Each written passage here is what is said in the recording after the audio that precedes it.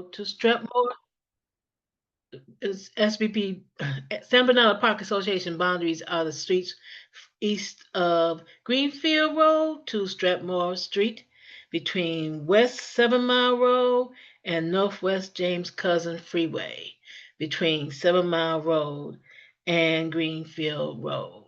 Now, what we do, we use QR codes to provide people with information. So if you want to keep up with events and activities both inside and outside of our neighborhood, you can feel free to scan that QR code that's shown on the screen, or you can give us a call at 313-437-1062, and we'll be happy to send you the link for the email blast or put you on the email blast list. Can go on to the next screen, please. Okay. Now, San Bernardo Park Association is surrounded by several churches, businesses, and organizations. And we want to remind everyone to please visit the people and the businesses and the churches within our boundaries. If you look on this on the slide here, you'll see a QR code that goes directly to the businesses, churches, and organizations that support our neighborhood. And we want to remind everybody to please, when you have a time, visit them as well as patronize them, because they do support the neighborhood. Go on to the next screen, please. Okay. Also, we'll make an announcement that SBPA membership dues can now be paid on Cash App, check, or money order, and even Zelle, to pay your monthly. The San Bernardo Park Association annual dues are only $25 for residents and $40 for business, churches, and organizations. And they only have due between January and December. You only have to pay them once. And when you help us out, that also gives us the ability to do programs, events, as well as activities in our neighborhood. Let's go on to the next screen, please. Okay, I want to also remind you the next announcement, please. Okay, we have like I said, we do support the businesses and churches in the organization. So I'm going to remind you there are two events that's happening within our boundaries. On Sunday, October 26th, Universal Transformational Ministries Church is going to have a trunk or treat plus pumpkin carving. The date, like I mentioned before, is Sunday, October 26th, and it's going to start immediately following the 9:30 a.m. worship. Now, Universal Transformation Ministries Church is located at 19901 James Cousins Freeway Service Drive, which is on the corner of Pembroke and James Cousins Service Drive. They ask you to contact them by October 22nd, so that they can have a pumpkin ready for your family to enjoy the activities they are planning right after service. The second event that's happening in the neighborhood is being done by Holler at Ya Girl. They're going to be doing a trunk or treat. That's going to happen also on October 26th from 2 p.m. and 5 p.m. That's open to the public as well. And that location for Holler at Your Girl is at 19455 James Cousin Freeway, which is on the corner, near the corner of Lauder and James Cousin. Let's go on to the next one, please. I also want to remind we have a couple more events coming out. But first of all, I want to remind you how you can reach our neighborhood police officer. Now, Officer Stephanie Baker is our neighborhood police officer. You can contact Officer Baker at email bakers357@detroitmi.gov about any non-emergency and recurring quality of life issues. You can also call the Neighborhood Police Office Department at 313-596-1221 or leave a message or a voice message 24 hours, 7 days a week. On Saturday, October 25th, and we have Kim Tanny online, so she's going to go in more detail. I want to remind everybody to that they will be having a walk tomorrow. And she'll mention it when she gets on here. It's going to be happening at Viola Lazaro Park, which is on the corner of Winthrop and Trojan. That's going to start at 12 o'clock, and it's going to be another one happening on October 25th. So stay on this meeting so you can find out more about that walk. Go on to the next one, please. Now, we want to remind you about two other activities that's going to be happening in the community ride. On Saturday, October 25th, the public is welcome to join the Domestic Violence Month from Pain to Power Survivor Walk from 11 a.m. to 2 p.m. And they're going to be at Palmer Park, Bandshell, which is located at 1441 West 7 Mile Road, Detroit, Michigan, 48204. And that's going to happen again from 11 a.m. to 2 p.m. So feel free to join them. Also, there's going to be a defraud prevention workshop on Monday, October 27th at 5 p.m. at the Detroit 12th Precinct, which is located at 1441 West 7 Mile Road, Detroit, Michigan. Now, that particular event is sponsored by District 5 Wayne County Commissioner Angelique Peterson Mayberry and Wayne County Register of Deeds Bernard Youngblood. This event is free and open to the public. This event will provide valuable information to help protect you, your family, and your neighbors from deed fraud. Now, you must RSVP, so you can do that by calling 313-224-0942. Okay, I think it takes care of all my events, but let me just go on and mention that we are going to have a San Bernardo Park Association is going to be conducting a election for officers. You have to pay your membership dues by tomorrow to vote. The ballots will be mailed out within a week from now, and that'll give you opportunity to choose the person of your choice to run for different positions.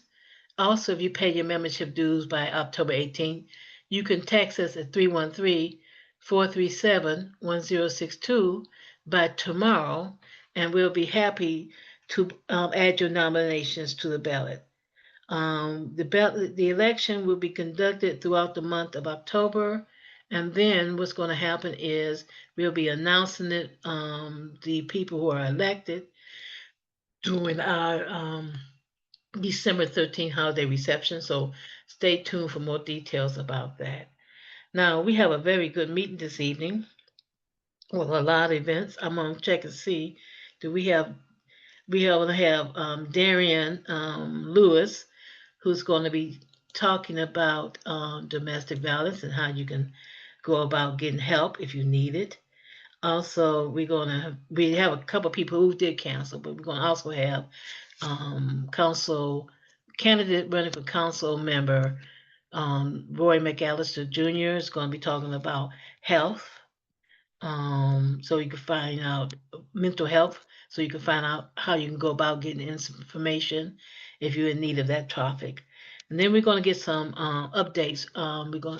We have someone I think we're going to have Congresswoman Tlaib on today to give us an update of what's going on in Congress, as well as Robian, who's going to give us information what's going on in Councilwoman Calloway's office. Someone is going to give us information. I think it's going to be Alicia Strong giving us information about what's going on in the treasurer, and then Kim's going to wind it up by telling us what's going on in the mayor's office. So let me check and see. Do we have? We're going a little bit faster than normally scheduled. So if a person is not online now, then we'll circle back to them to make sure that they can get their presentation. Let me see. Do we have Darian? Are you online right now?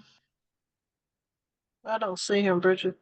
Okay. Do we see Council Roy McCallister's online yet? He's here. Okay. So we're going. Oh, there you are. I'm looking at Okay, we're gonna go ahead and let you go out of sequence right now, and then if Darian comes on after you, she can fill in. So we're gonna move on down to candidate Roy McAllister, so that you can talk about mental health. Okay. Uh, how's everyone doing today? First and foremost, I always like to give honor to God who's head of my life. Kim, can you share my screen or Madam President, do you have it, the presentation? Well, Kim, you can go down to his information he gave us It's on after the this. screen, can you? No, that one's for Darian. Go on to the next one after that.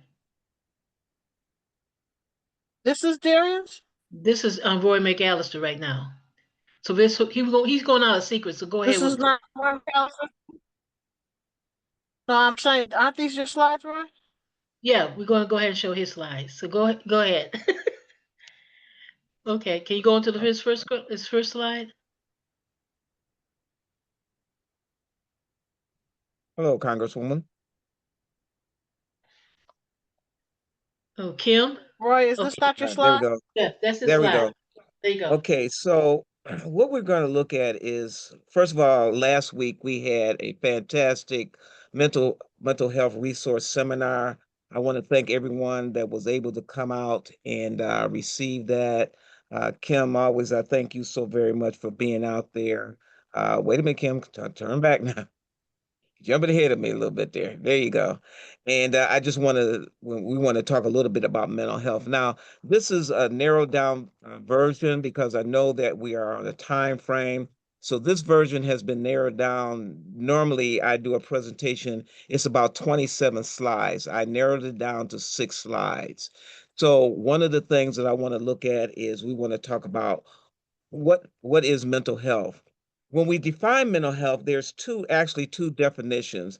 There's the WHO, which is the World Health Organization, and the APA, which is the American Psychic Association. Now, the APA primary primarily focuses on the mental health illness and the diagnosis, treatment, and prevention. Those are the things that we see people that are having problems. They are having psychosis type features, and that's what the APA looks at.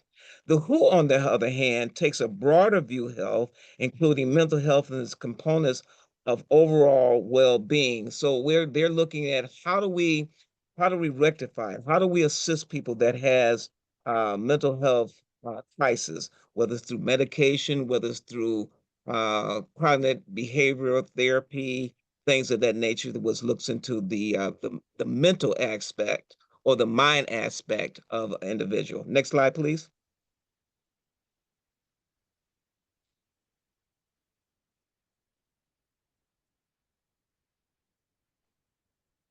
Kim.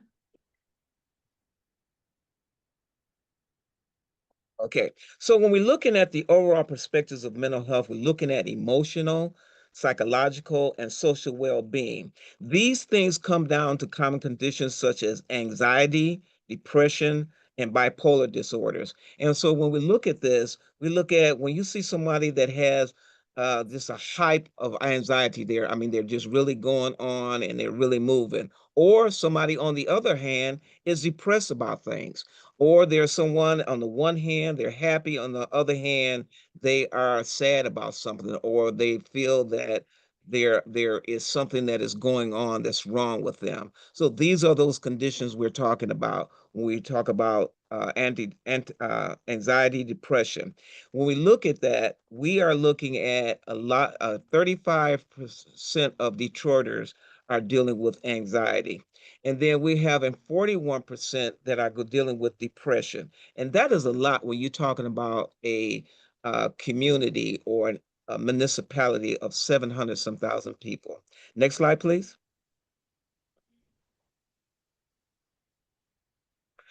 So what are the roles? I mean, we have our schools that are affected. We have a lot of young people that are homeless, that are going to schools, that are they are homeless.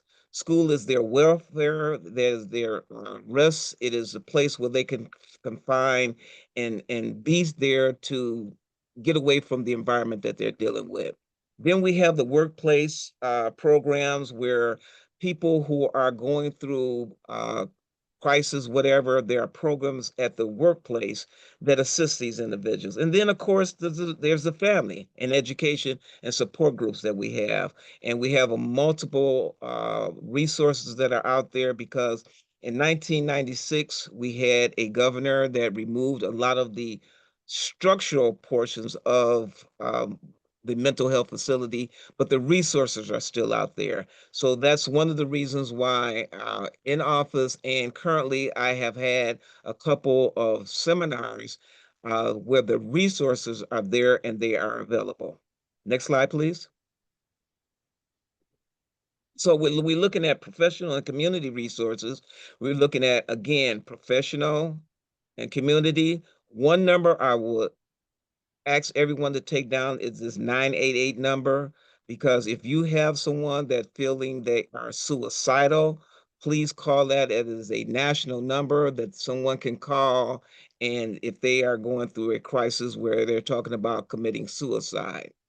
Also, when you have someone that is talking about they're not really looking at tomorrow, when they're looking at selling things and they're trying to get out of things, you might want to consider those individuals also that might be considering suicidal issues. You have the mobile crisis units. There are multiple units that are out there. Wayne State has an excellent mobile crisis unit. Team Wellness has an excellent mobile crisis unit. So those mobile crisis units, we can get in contact with people. Local hospitals and behavioral health centers like Wayne State that was there, Corewell Health, Team Wellness, they are hospitals that will assist people. Right in within our district, we have Sinai Grace that has an excellent behavioral health center. So, there are areas and resources that are out there that are available. Also, that peer support. A lot of times, if you see someone that may have bring that trust in, that they feel that they can trust you, talk to you, speak with you about things, and bring that to fruition as far as them not wanting to do something that they should be doing or something that they are thinking about doing, and maybe they have that trust. Maybe it may not be a family member, but someone that they can just feel close to. Next slide, please. Professional community, again, you have the American Psychiatric Association or American Psychology Association, better known as APA. You have the Center for Disease Control and Prevention, which a lot of people hear as CDC. Again, the WHO, the World Health Organization, and you have NAMI, which is the National Institute of Mental, it should be mental illness. Yeah, mental illness, and NIHAM, National Institute of Health of Michigan. And then you also have scholarly articles that you can pick up and read. Next slide, please.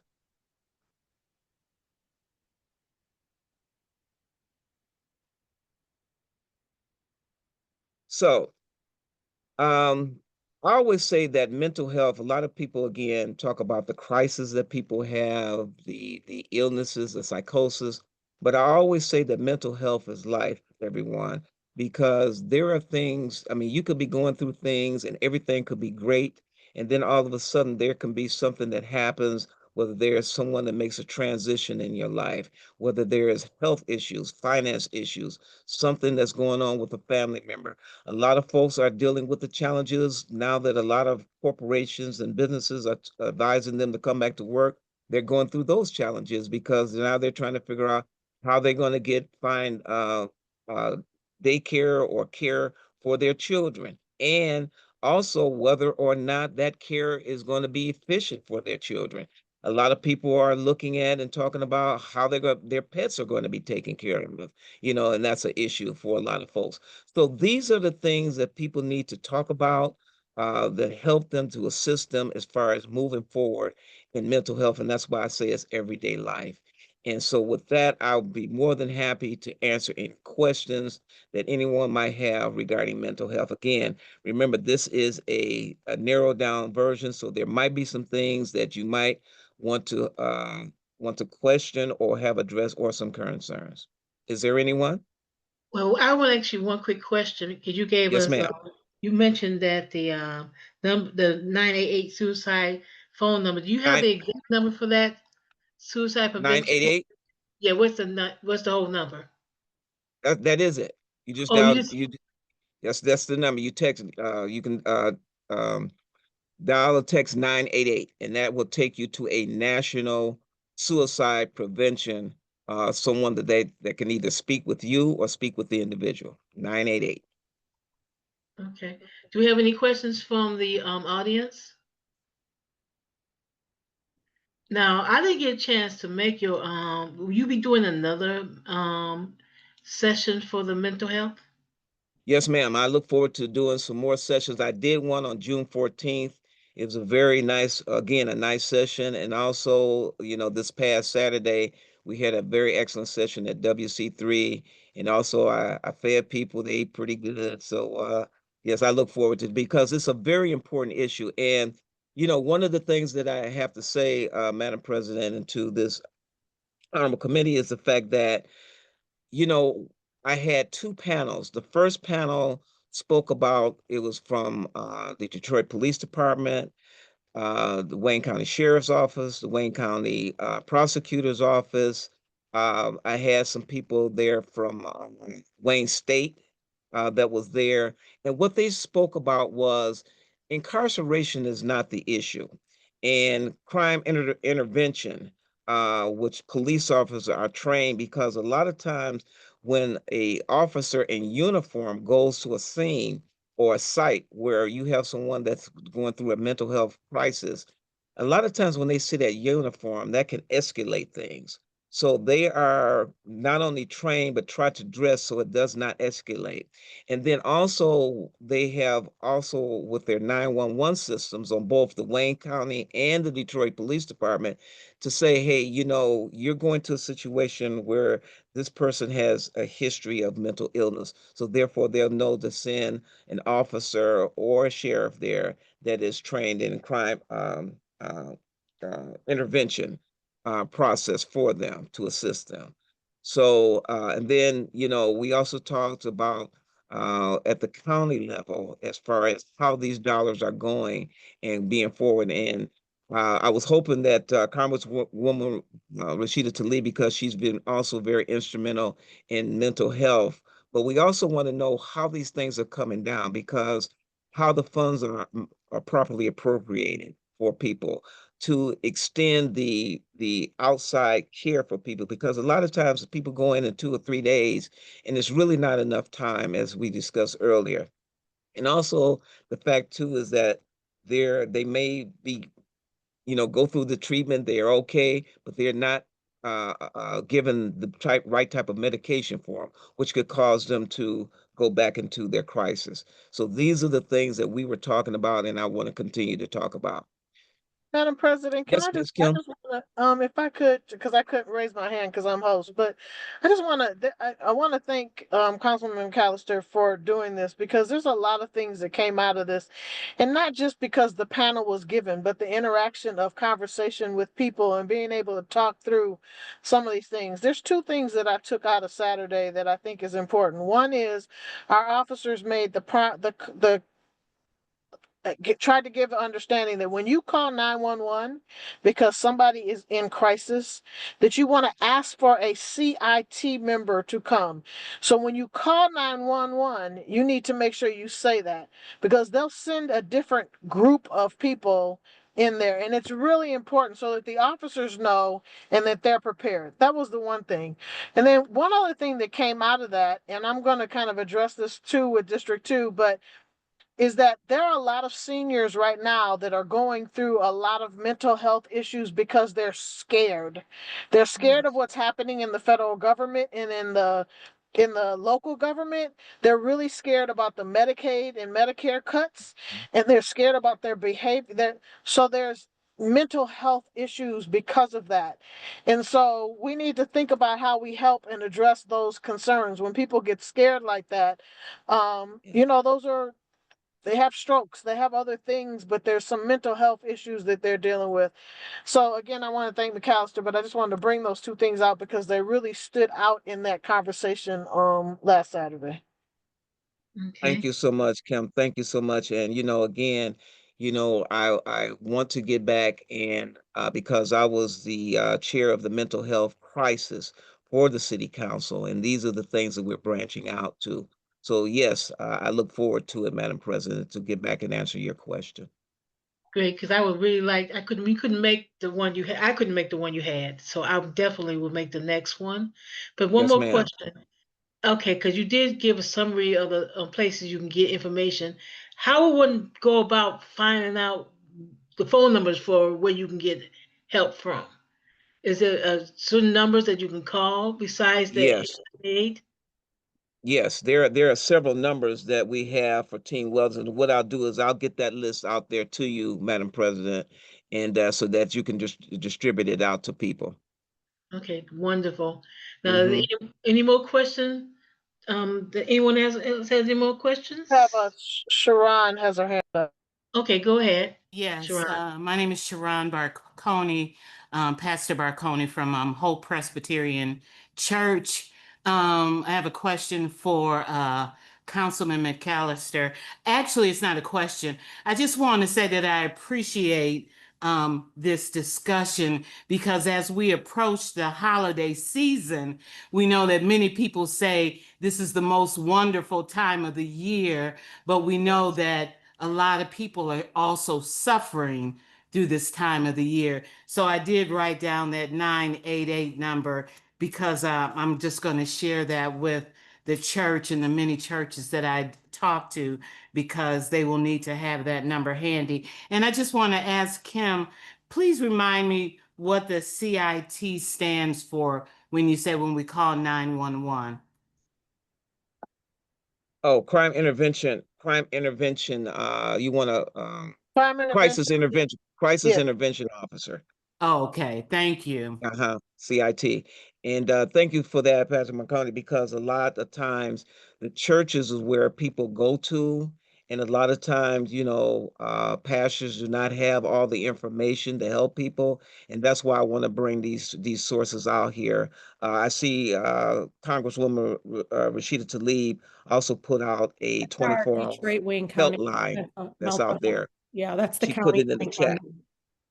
That's the Yes. county one. So, so I just want to thank you for that, because again, not only the fact that a lot of our seniors are going through the crisis of worrying, but there's a lot of senior abuse that is going on, and that's also a part of what we're doing. And also, just one more thing, when I do have bring them back, the two that I had, the one in June and the one last week, were resources so people can get out. And so what I want to do is probably take a specific area, maybe seniors, maybe veterans, maybe people that are disabled, and I just want to focus because this month was breast cancer awareness, and I might do one just a particular symposium, mental health symposium, just talking about how women are dealing with this issue here. So that again, that's all on that mental health issue. And those are the things that I want to focus on. So it'll probably be one particular topic. Okay, we did get a question from Judy. She want to know what resources might be available for family members of persons with mental illness. You have again, you have the nominee with you have a Detroit chapter, you have a state chapter, you have team wellness. I mean, there was multiple resources there. Yes, multiple resources that was at the seminar, and I will get all those resources out to you. But a good one is NAMI, National Alliance on Mental Illness.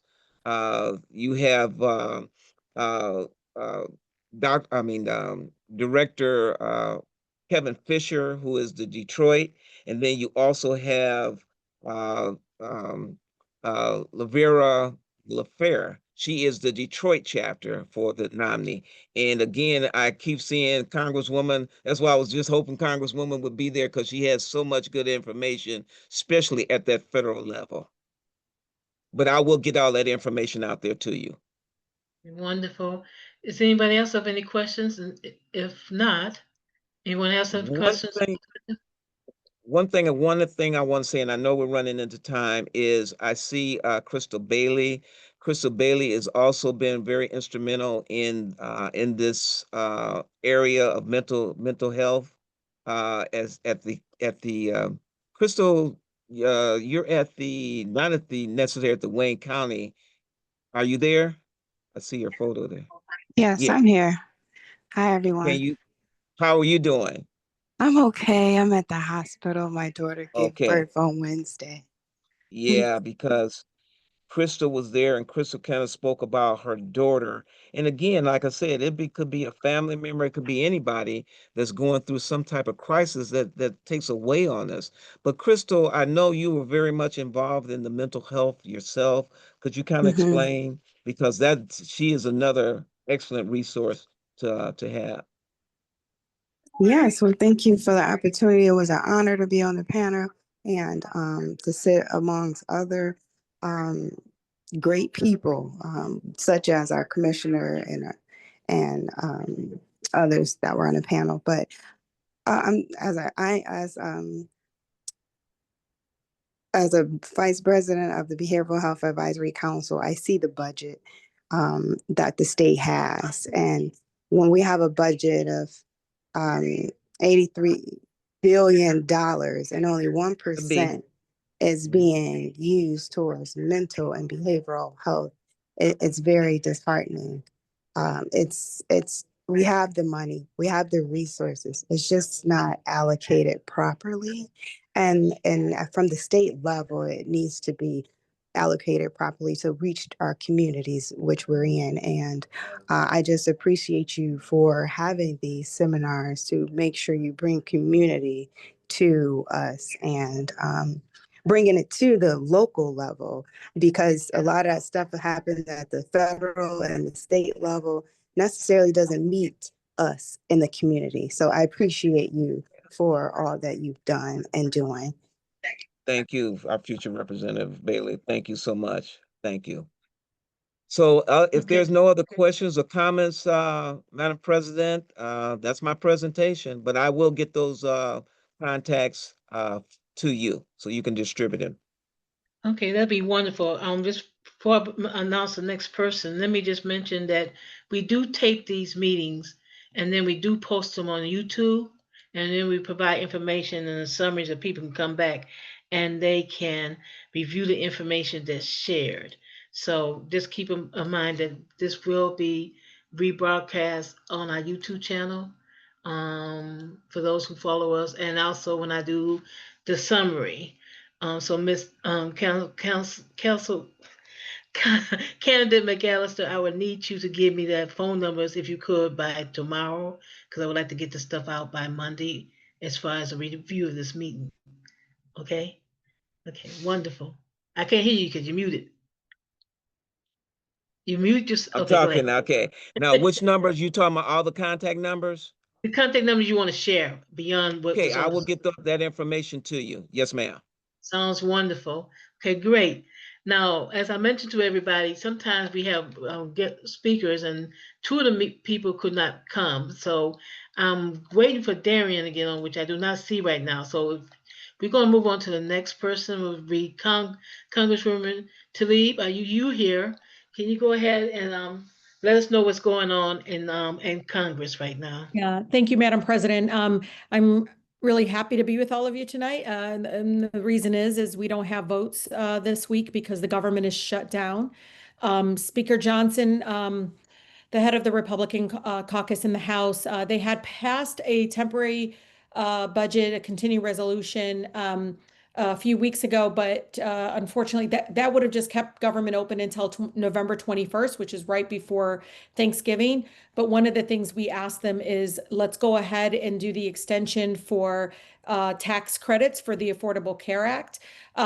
So not only with the Medicaid cuts with the budget betrayal that happened earlier or a couple months ago, but they also now are pushing and allowing the premiums to go up for many people that are in the Affordable Care Act. And that's a lot of our working class folks. I mean, a lot of city employees, police officers, others that are on what we call the Affordable Care Act, or some call Obamacare. But it would go up almost as much as 70% for some families. And so there's a big concern there. So you should know this is the week that many of our federal employees, it's not just TSA workers, it's the Social Security workers, it's so many workers across the federal government, it's over 1 million alone in some of the social services areas are either essential and they stay on, but they don't get paid, or they've been furloughed and said, don't come to the office, the government is shut down. The Senate now has what the House passed. And again, I think, the leadership there are really pushing and saying, look, we'll help get the government back open, but we got to address the healthcare crisis that you all caused. The biggest worry we have, as you all know, they've been wanting to cut Obamacare since its inception. And so, we're telling them, look, the deadline to extend it is December. And they're saying, well, let's do it then. And we're like, no, if you want our votes, then you got to do it now. Many federal workers, unions that I've met with, did a listening session with Congresswoman Dingell last week, are telling us to hold the line, but are also telling us, look, he's lying. We're already legally being fired. He's already doing all the things that he's threatening to do. It's unfortunate they're also politicizing. So if you go to the IRS page, Madam President, and all the members of the bloc, they'll say, call your senator, really like automatic reply. Sorry, we're closed because Democrats, really, again, politicizing it, not saying, all we're asking for again is to be able to protect families that are sick right now and are in the Affordable Care Act. The number of emails I got across our district, and so you all know it's not just Detroit. I have 5 communities in Oakland County as part of the 12th Congressional District, is Southfield, Lakeville Village, Bingham Farms, Franklin, Beverly Hills. We also have Westland, Inkster, Redford Township, all of Livonia, all of Dearborn, half of Dearborn Heights. I think I got all of them, but all of that to say is it's a very wide range of 14 communities that are in the congressional district, and overwhelmingly a huge number of them will see the cost of the premiums for the Affordable Care Act go up overwhelmingly. So we're again working together in trying to show people, like, look, if the Trump can come up with, not only 20 billion, but now 40 billion for Argentina, if he can bail out Argentina, why isn't he bailing out our neighbors who are sick? And much of what we have, Affordable Care Act, Medicaid, you all know, it's all Band-Aid. It's still not even perfect, and it doesn't work for many of our families. So they're about to rip the Band-Aid off. And the Medicaid cuts, so you all know, it doesn't take into effect technically until January 2027. This is important because people are calling, and Kim talked about this, but they are calling, crying, canceling their appointments, thinking the Medicaid cuts are in effect now. They're not going to go into effect until January 2027, but we have not stopped fighting because we know hospitals, we know a lot of people are already making changes to accommodate for those cuts. The SNAP benefits. So, the federal government only offers $6 a day. I want to say this again, so you all know the state fills in and gives more and supplements more towards food assistance, but they only give $6 a day. That's like, a gallon of milk now, so all of that to say is that they want to cut, and in the budget betrayal, they cut 15% of that $6 for every single recipient of SNAP benefits of food assistance. That doesn't go into effect until October 2027, but you already hear right now from food banks like, Forgotten Harvest, Gleaners. We have a number of seniors that do a lot of senior organizations that do some of the meals, and they're all telling that the need is actually increased now because the cost of groceries is up 28%. Again, this is not to create anxiety, but this is also to tell you some of the positive things. And this is important because I know it's been 10 months. And I can't believe it's been 10 months. It feels longer.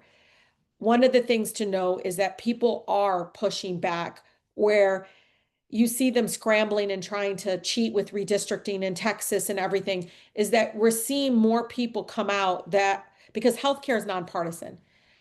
Our district, 38% of people are on Medicaid. 38%, about 40% are people that we cover births, people giving birth, postnatal though, prenatal. It's really important with the Black maternal health crisis that we have that kind of coverage for people giving birth to our children. So in other Republican districts, it's over 60%. I'm going to say that again. Our district, the 12th, is 38%.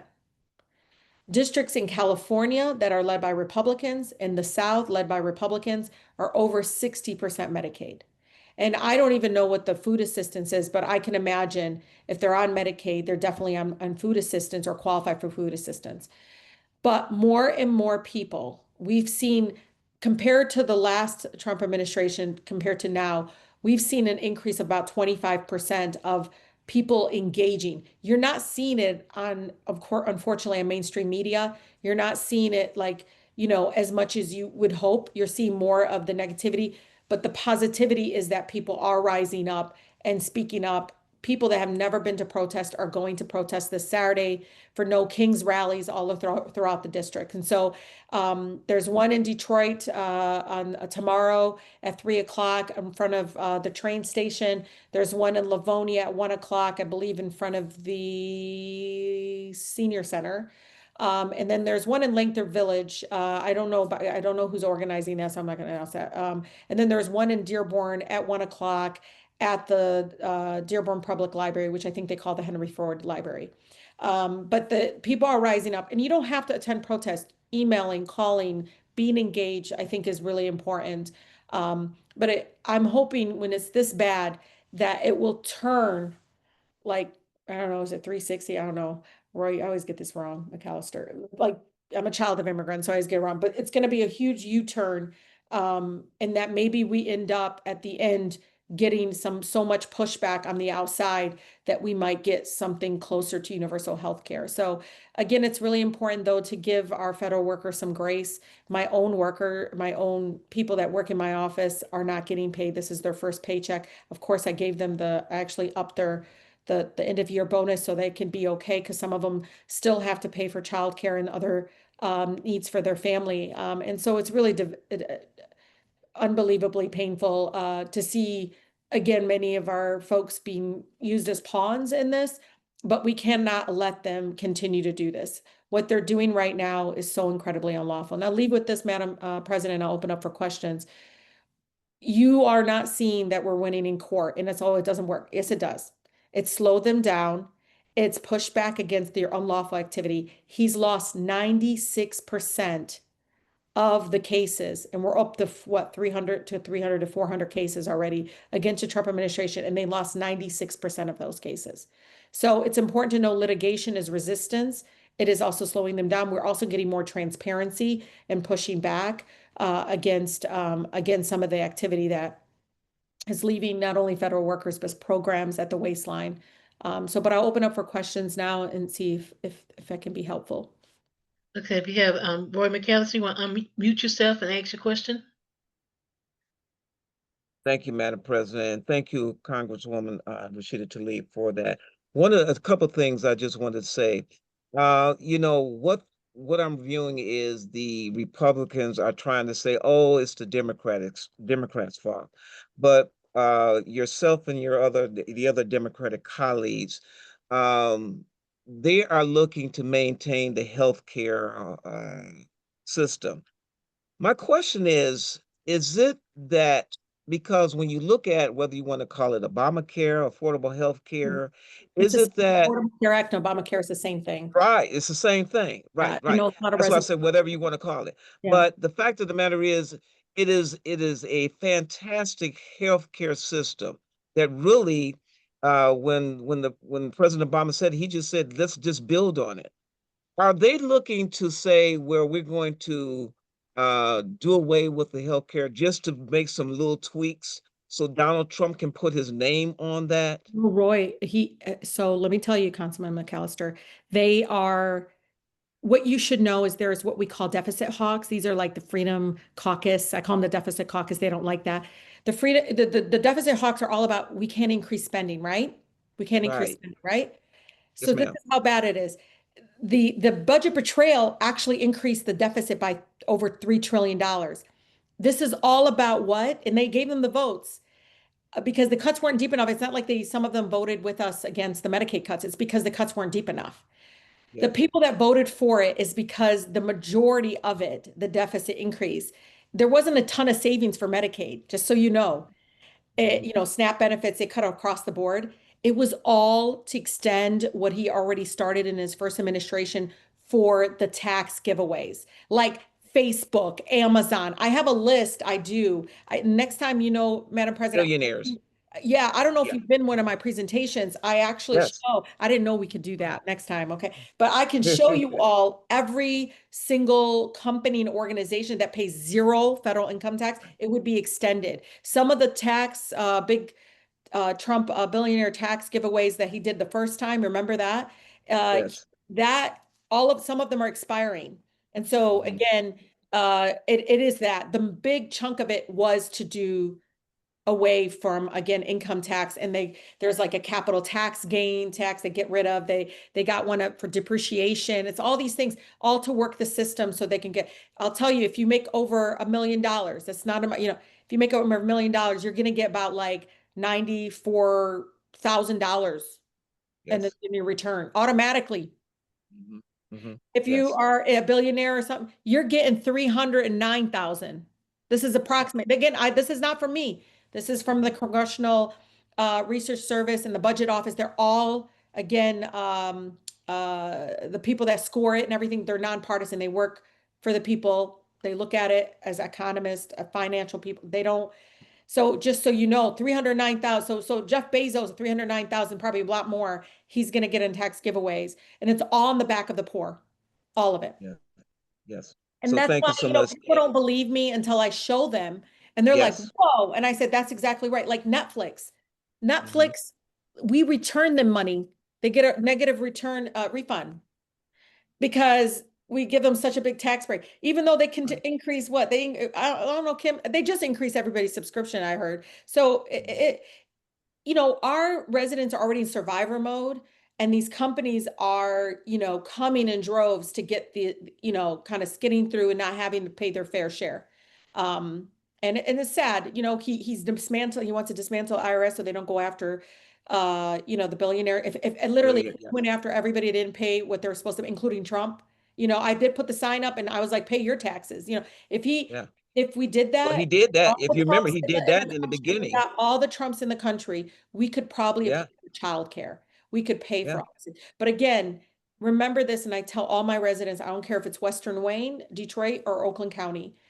If they can come with money up with me like this for Argentina, for bombs, for war, I mean like this, they can come up with the money for healthcare. Yeah.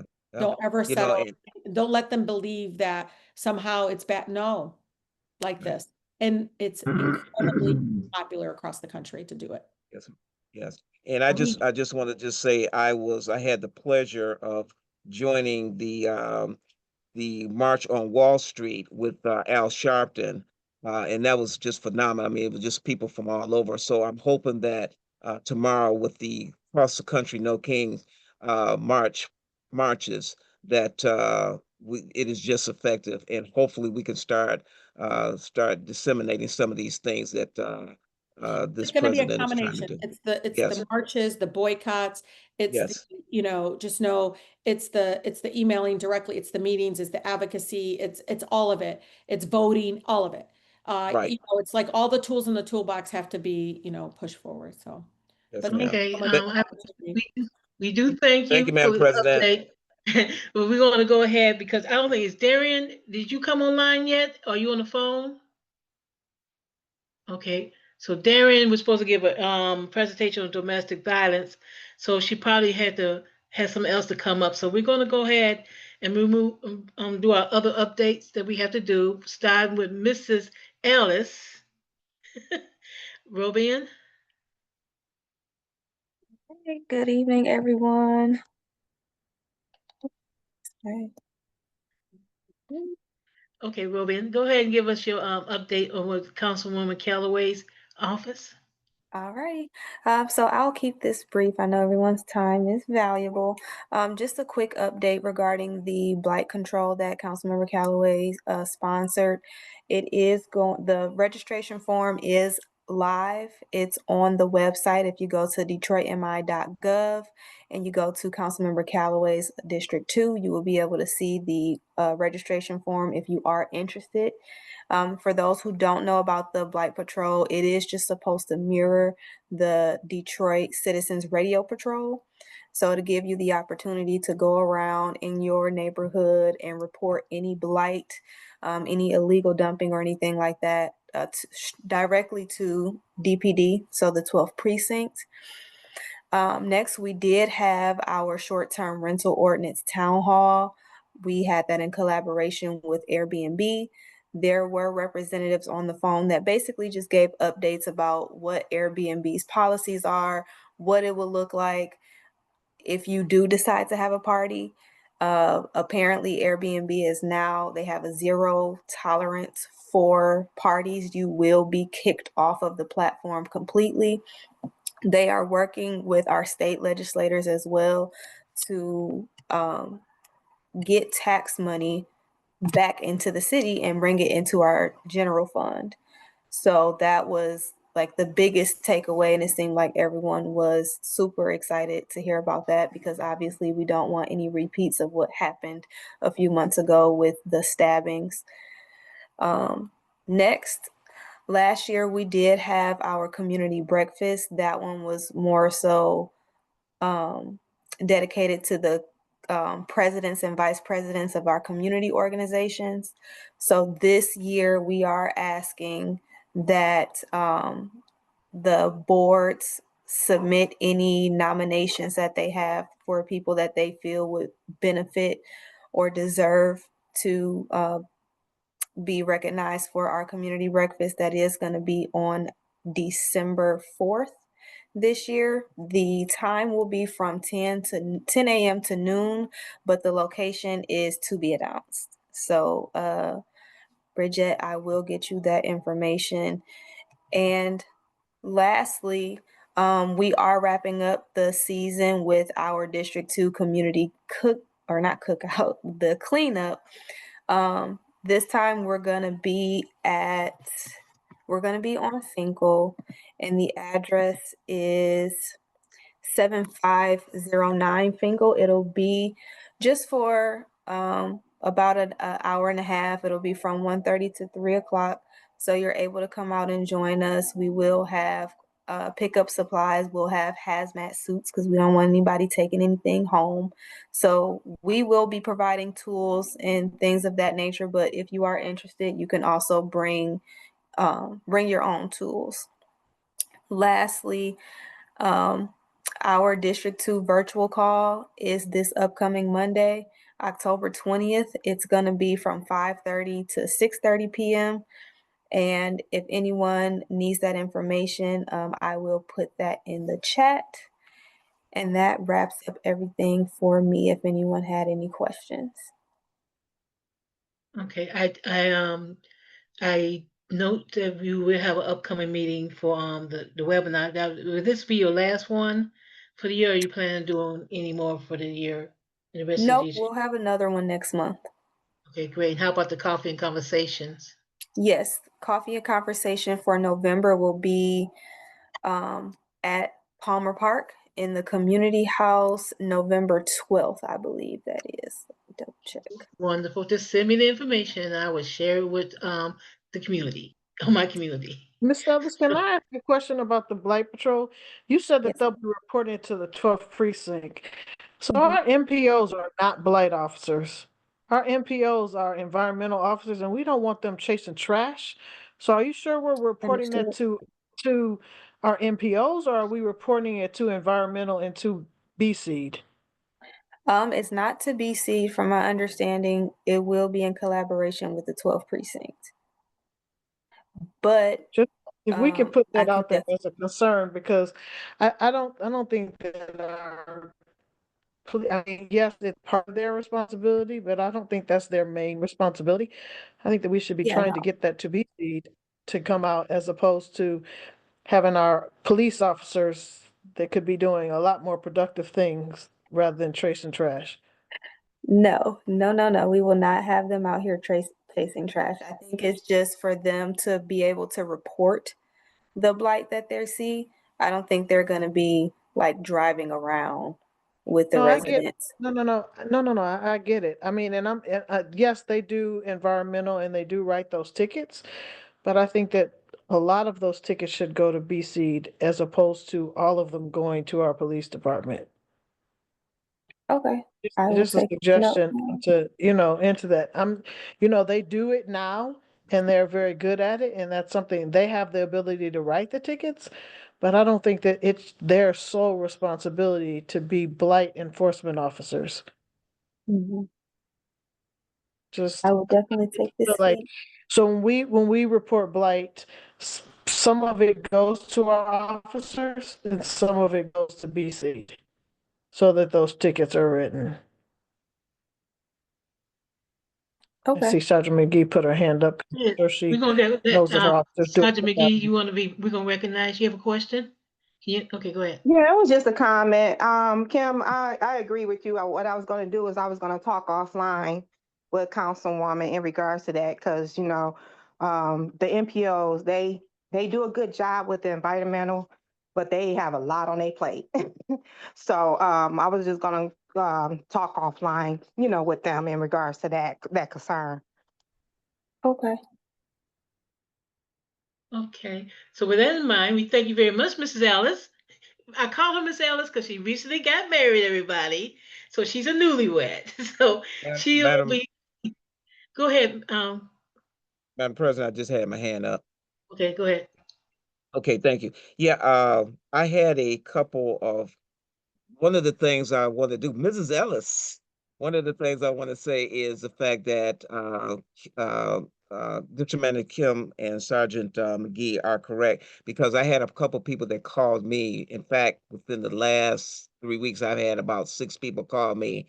And what I did was if the trash is out there, there's really nothing the NPO can do because what BC, I got a hold of BC, what they would do is they would find out who the owner is Mm-hmm. and they will ticket the owner and they will also, get a hold of the waste management and have them, pick it up. And if the owner does not do it in a timely manner, then what they will do is they will pick it up and then they will put the cost that it costs the city on their taxes. So that's, I just wanted to let you know that because it is BC. Now, if somebody is, because a lot of times you have people that will be doing things, and BC will get more into it as opposed to as District Manager Tandy and Sergeant McGee said. The NPOs have a bunch on their plate, but they BC again has the resources to find out who the manager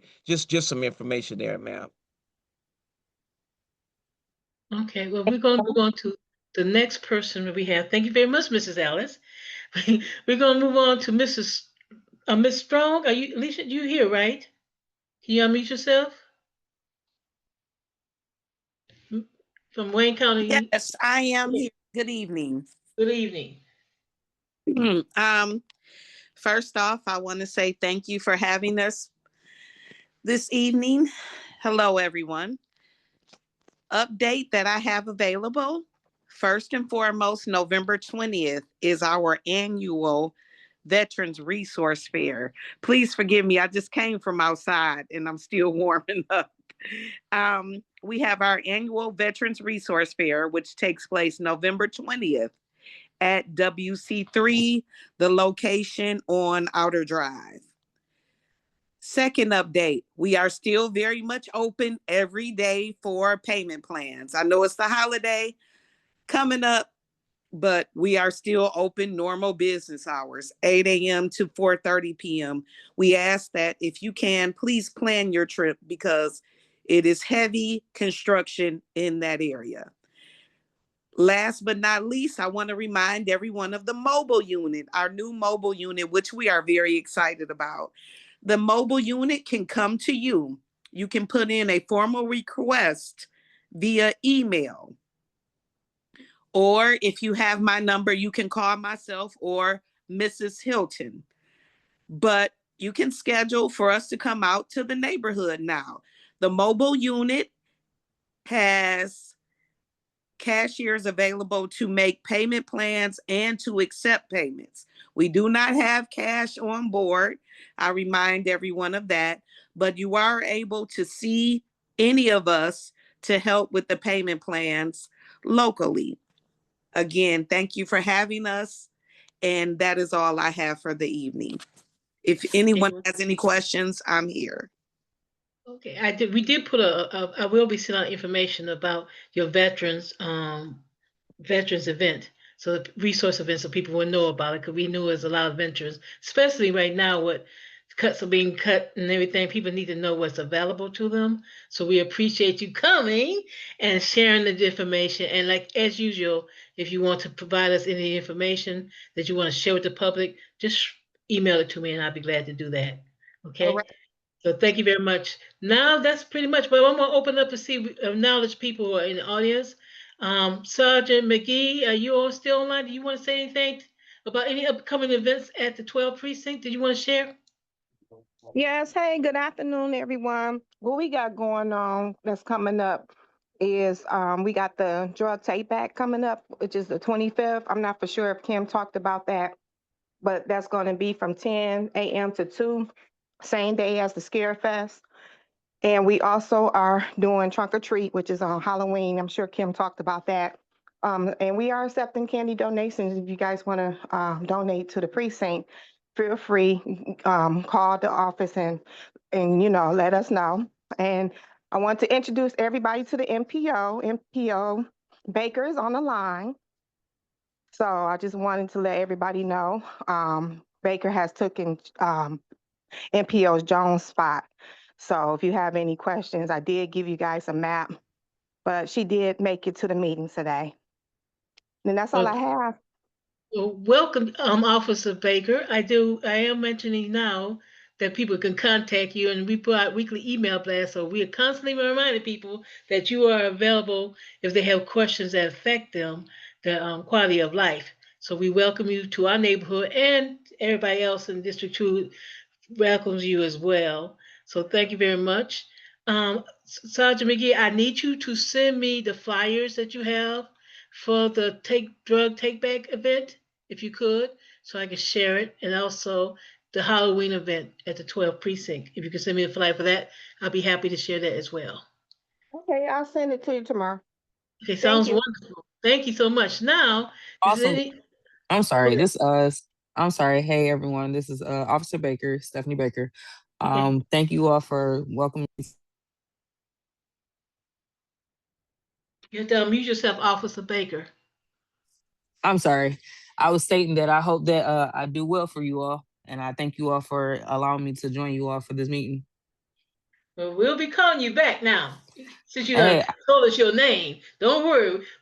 This is our last meeting for 2025, but we will be resuming in March of 2026. So we'll be having some interaction with the community and the 12th precinct a little bit more, so that people can address any questions they have or concerns they have to the 12th precinct, to you or to Sergeant McGee, whoever can make it to those meetings. So thank you very much for coming to this one. We appreciate you very much. Also, Crystal, you're here. Do you want to make any last words before we go? You have any questions or anything you want to announce? You don't forget about me, though. Oh, yeah, I'm sorry. Let me push to Kim. Then we will open it up to the audience. Okay, Kim, I'm sorry. Go ahead and tell us what's going on. I just want to give some brief ones because I did, and I added some slides in here. So I just want to make sure. So again, tomorrow is our next district walk. It is at Viola Park. As your president has announced, we are really excited about this because Viola was a civil activist who actually died marching for our voting rights. And so since it's that time of the season, we want to go out and talk about some of the things that she accomplished and how the park and why the park was named after her and some of the amenities that are there. This will be a short walk before you go downtown to the King's Walk. So I just want to make sure that we are doing that and sharing in those. As our Sergeant McGee says, trunk or treat is across the city. So at every one of your precincts, so you will be going probably to the 12th precinct with your little ones. Know that it is very, very popular. The 12th precinct has been known for making sure that it is fun, it's exciting, it is colorful, it is dressed up, it is all of that. And so there'll be a lot of people out there. So come and enjoy. There is also going to be a scare fest at Palmer Park on the 25th of October. And so that starts a little bit later. I think it starts at 3, but it goes throughout the evening.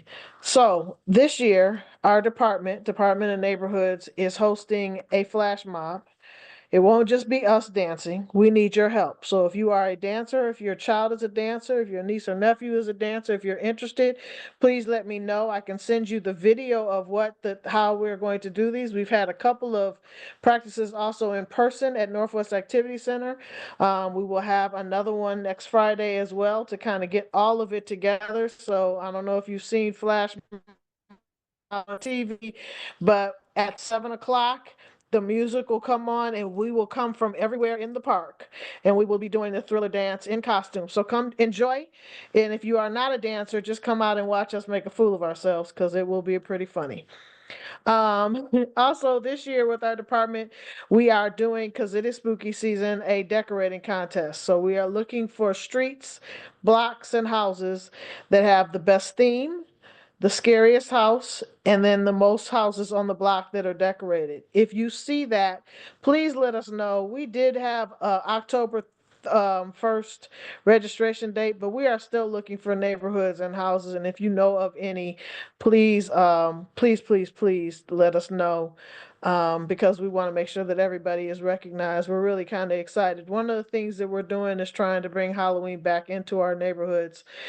When this administrator started, we were every Halloween, we had hundreds of volunteers going out for Angels Night, and we were chasing fires. And now we have turned it back into our family Halloween and bringing it back to the neighborhood. And we're really excited about the opportunities that we have for that.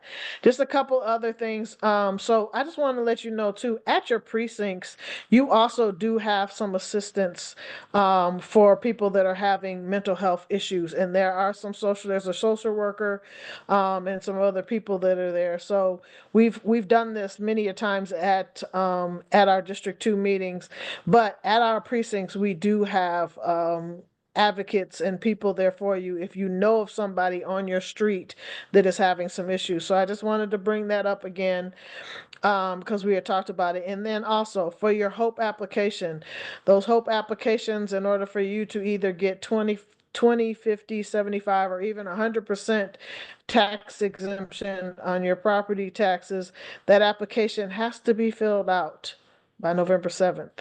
So if you have not started it, please do. It is a pretty healthy application. But for some of you, it could be a real helpful thing for you. So please do that. Last but not least, our District 2 meeting in November is going to be a celebratory event.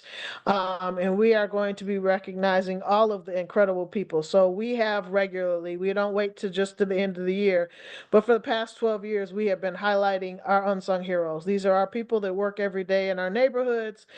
And so we've given out, 100 or so of those unsung hero awards out in the past 12 years. We want to celebrate those people and more. If there are some people that you feel like should be awarded, that they do things every day. And I know that we don't do it for recognition. We do it because we are community leaders and people in the community. However, saying thank you and being a part of that thank you. And this administration wants to just say, as it is the end of this administration, this administration will be ending in December. And so we want to make sure that we have taken care of and said thank you to all of the people. We at the Department of Neighborhoods in the mayor's office could not do the work that we do without the community. So we just want to say thank you. So the November 12th and November 11th meeting will be our meeting to say thank you. So if you know of anybody else that might not have gotten an unsung hero, if you are an unsung hero, please come because we have something special for you as well. But any of our unsung heroes and anybody that you think should be one, please let me know so we can have a little bit of something. We will have some food. We'll have a good time in November. I do have two really good presentations. One, Kresge's going to be there to talk about some of the stuff that they're doing as an investment into the city of Detroit, into District 2. And then also there's a group that is recognizing that District 2 in the city of Detroit is the district that has the highest issue with like high blood pressure, diabetes, and kidney issues. And it's crazy because we also have one of the highest accessibility to healthcare. So most of our people have healthcare, but because we have healthcare, it does not mean that we are taking care and eating right and doing those. So we have the highest diabetes in the city right now. And so somebody will be there with a table to recognize that. We'll have a brief presentation because they're going to be doing some things in District 2 to make sure that we help and get some people educated on that. So that is all I have. Thank you. And I hope I didn't go too long. Okay, we just answered a couple of quick questions from, first we go with council candidate for city council member Roy McCalister. You have a question? Thank you, Madam President. Kim, you said I think it's the Red Fest. You said they're practicing for that. Our Halloween fest for the thriller. Yeah, so Yes. we have a video that actually goes step by step of what we're going to be doing, but we are going to be practicing. We practice on Fridays. So next Friday we'll have another practice. And it'll be at 5:30 at Northwest Activity Center. Okay. Okay. Thank you. We have kids, adults. It's going to be fun. If you don't want Okay. to dance, at least come out at about 7:30 at Palmer Park for the Scare Fest and watch us make a fool of ourselves. Okay. Thank you. Okay. Thank you, Madam President. Okay, Ms. Strong, you have something else you want to ask a question about? And now mute yourself, please. My first question is for Congresswoman Tlaib. Is she still on? I think she's left for now. Okay. My second thing is I just wanted to piggyback off of Kim. Healthy Homes Fair will be this Friday at Northwest Activity Center. And then there will be one Saturday at Perfecting. But Healthy Homes Resource Fair, again, will be Friday at Northwest Activity Center and Saturday at Perfecting Church. Wayne Metro and the city will be there, as well as the treasurer's office, to assist people with the HOPE applications if they need to fill them out on the spot. Thank you. Thank you very much. So if you have anybody else need to be recognized? Okay, then I'm going to go ahead and wrap up with a few more things I want to say. First of all, thank everybody who was on this meeting. Like I said, everybody could not present as required, so we'll just put them in the bag and pull them back out for next year. We are very happy to have done all of these meetings this year on all kinds of subjects and introducing people to all kinds of people. This is our last community meeting for 2025. We will, like I said, we will resume doing our meetings again in March of 2026, where we will continue to provide, hopefully, impactful information that will help people in the neighborhood and beyond with all kinds of different things that we run across, or speakers who want to share things that would be beneficial to all. So with that in mind, like I said, I want to thank everyone again for coming this evening, and we'll be sending some information out about our holiday reception. Just watch out for that. And again, thank you for, oh, one last thing. I want to thank Kim Tandy and Sean Davis, who have helped host our meetings through the Department of Neighborhoods. Without you, we couldn't have done it. They've been hosting us ever since COVID. We started with COVID doing the virtual meetings, and they have been there for us in this community regardless. Every Friday that we have these meetings, they have been in the background to make sure we don't have crazy people joining us and flipping the script and stuff and leaving me free to just talk a whole bunch of stuff. So I want to say thank you, Kim. And I know Sean is not here. We want to say thank you and acknowledge that we really appreciate all your hard work to help us keep this neighborhood and beyond informed.